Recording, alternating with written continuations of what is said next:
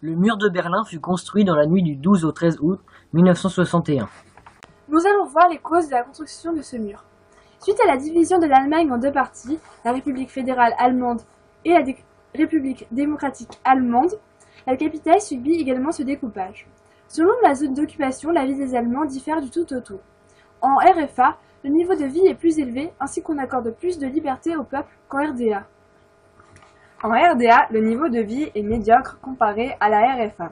Le peuple de l'Est cherche donc naturellement à immigrer vers l'Ouest. Les soviétiques sont donc impuissantes face à cette masse de population de l'Est qui se dirige vers les frontières pour aller à l'Ouest. On compte 3 millions d'Allemands. Suite à l'échec de l'instauration des points de contrôle, la seule solution envisagée par Khrouchtchev, premier secrétaire du Parti communiste, est la construction d'un mur à Berlin. Face au mur, il y a eu de nombreuses réactions du bloc occidental. Les Occidentaux n'interviennent pas. Cela a été vu pour de nombreuses personnes comme un échec de la part des Soviétiques. C'est un aveu d'impuissance. Cela empêche son peuple de circuler, de quitter son pays, en résumé d'être libre.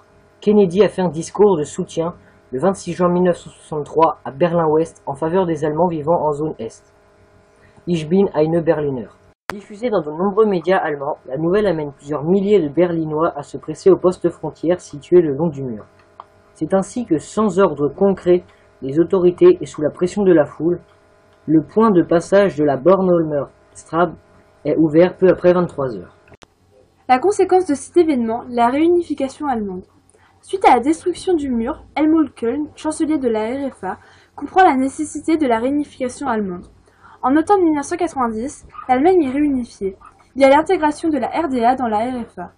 La totalité du territoire allemand est souverain, ceci est suite au traité de paix. L'Allemagne réunifiée dispose donc de la même monnaie, la Deutsche Mark. Il y a la mise aux normes des structures économiques est-allemandes. Il y a la fusion des transports et de la communication. Il y a également une décommunisation de l'armée. Des soldats de l'Est vont à l'Ouest et vice-versa. Berlin redevient alors la capitale. Le 3 octobre représente le jour de l'unité allemande. C'est pourquoi le mur de Berlin est le symbole de la guerre froide.